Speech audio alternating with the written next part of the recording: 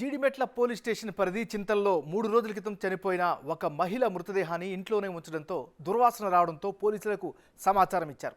మరింత సమాచారాన్ని మా ప్రతినిధి జాన్సన్ అందిస్తారు.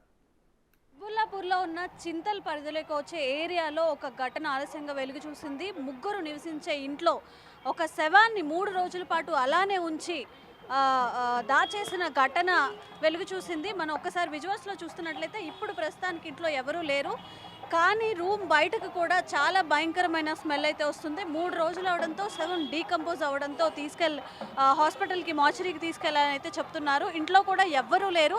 ఇంట్లో వారికి మతిస్థిమితం సరిగా లేకపోవడం వల్ల అలానే చనిపోయిన శవాన్ని పెట్టుకొని 3 రోజులు కూడా అలానే ఉన్నారని కూడా చెప్తున్నారు. ఒకసారి మనం రూమ్ చూసినట్లయితే చిన్న ఫ్యామిలీ, ఒక మిడిల్ క్లాస్ కూడా అనలేము, అండర్ మిడిల్ క్లాస్ ఫ్యామిలీ అన్నట్టే చెప్తున్నారు.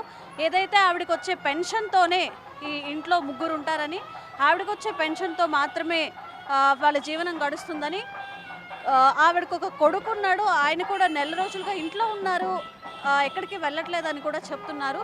మనం ఒకసారి విజువల్స్లో చూస్తున్నట్లయితే ఇంట్లో ఏ మూల చూసినా కూడా భయంకరమైన స్మెల్ అయితే వస్తుంది. ఈ స్మెల్ గమనించే స్థానికులు కంప్లైంట్ చేయగా వచ్చి ఆ బాడీని తీసుకెళ్ళినట్టుగా కూడా మనకి సమాచారం ఇస్తున్నారు. అయితే మనం చూసుకున్నట్లయితే ఒక 2 గంటలు ఇప్పుడు చనిపోయిన బాడీని తీసేయకుండా డీకంపోజ్ అయ్యి స్మెల్ వచ్చే పరిస్థితి ఉంటుంది. మరి 3 రోజుల పాటు ఇంట్లో శవాన్ని అలానే ఉంచడం, మరి వాళ్ళ మానసిక పరిస్థితి ఎలా ఉంది ఏంటి అని కూడా మనకు అర్థమవుతుంది.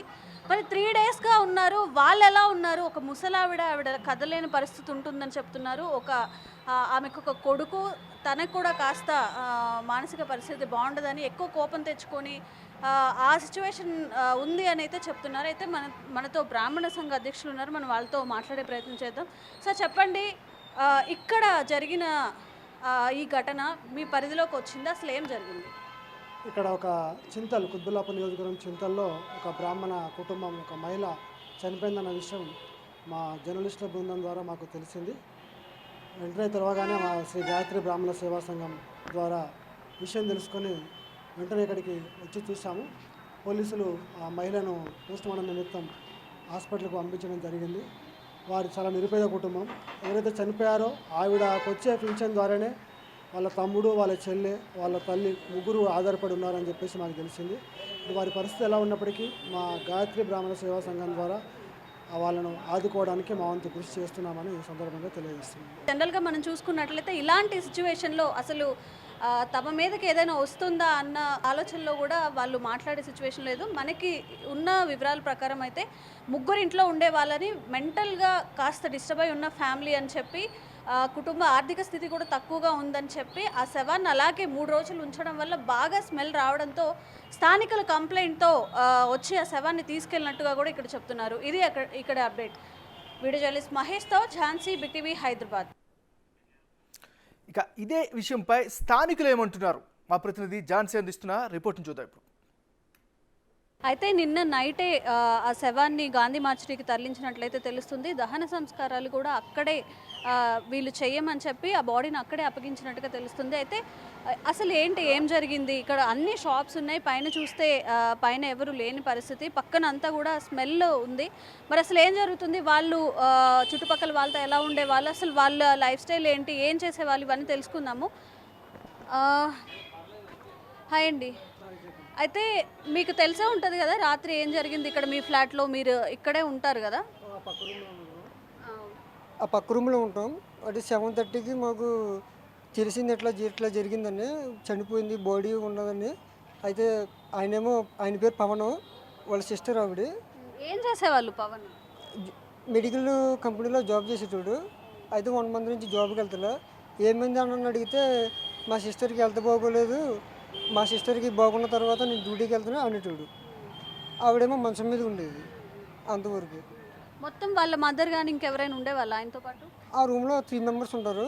ఆ పవన్ అన్న అతను, వాళ్ళ సిస్టర్, వాళ్ళ మదరు, మొత్తం 3 మెంబర్స్ ఉంటారు అంతవరకు. మరి వాళ్ళ సిస్టర్ అంటున్నారా పెద్ద ఆవిడ, లేకపోతే ఎంత ఏజ్ ఉండొచ్చు? 40-43 లోపు ఉంటాయి ఆవిడకి.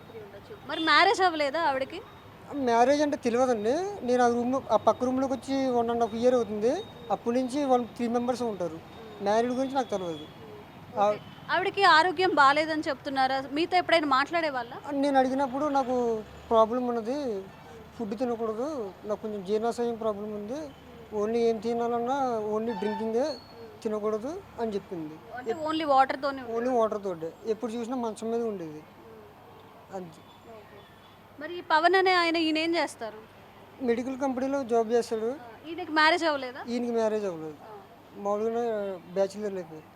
అయితే మా రూమ్లో వాళ్ళ అమ్మగారిని ఆయనే చూసుకుంటాడు, ఇంక ఎవరు అన్నన్ పర్సన్ ఎవరు రారు. సో ఎన్ని రోజుల నుంచి ఉంటున్నారు ఇక్కడ?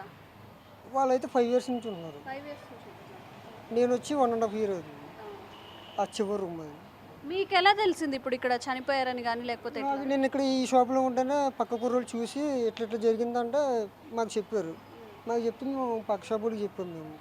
అంతవరకు మాకు తెలిసింది నైట్ 7:30 అట్లా తెలిసింది ఇలా జరిగిందని. అంటే మీతో మాట్లాడడం కానీ అంతా మంచిగానే ఉండేవాళ్ళ? నార్మల్గా ఏంటంటే కొంచెం మెంటల్గా ఏదో ప్రాబ్లం ఉందని చెప్తున్నారు. సో అది నిజమేనా?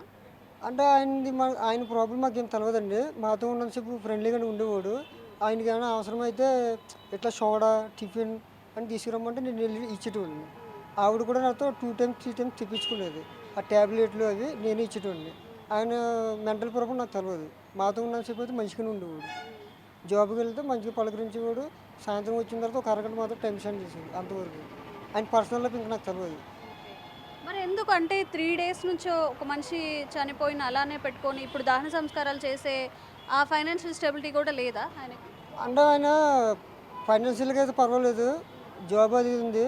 ఆయన ఎందుకు చెప్పలేదో మాకు తెలియదు. భయపడ్డాడో లేదా ఏం చేసాడో మాకు తెలియదు. మాకైతే బ్యాడ్ స్మెల్ వచ్చింది కానీ మేము వేరే అనుకున్నాం, డెడ్ బాడీది అయితే అనుకోలేదు. ఒక మాకు చెప్పుంటే మేము అప్పుడే వీళ్ళకి చెప్పి ఎదురు చేసేటోళ్ళం. సో ఇది ఇక్కడ పరిస్థితి. ఫైనాన్షియల్ స్టెబిలిటీ కూడా ఉంది, మరి దహన సంస్కారాలు చేయలేని పరిస్థితి కూడా వాళ్ళది కాదని అయితే చెప్తున్నారు. మనం రూమ్లో చూసినట్లయితే నార్మల్ డెత్ జరిగినప్పుడు ఆ బ్లడ్ మరి ఎందుకు బయటకు వచ్చిందో ఇంకా అదంతా మరి పోలీసులు వచ్చి ఇన్వెస్టిగేషన్ చేసిన తర్వాత ఆ వివరాలన్నీ వెల్లడిస్తారని కూడా మనకు తెలుస్తుంది. మొత్తం మంచం మీద కూడా అంతా బ్లడ్ స్ప్రెడ్ అయిపోయిందనమాట. లోపల 2 గదుల్లో కూడా భయంకరమైన వాసన అయితే వస్తుంది. ఇది ఇక్కడ పరిస్థితి. వీడియో జర్నలిస్ట్ మహేష్తో ఝాన్సీ, బిగ్ టీవీ, హైదరాబాద్.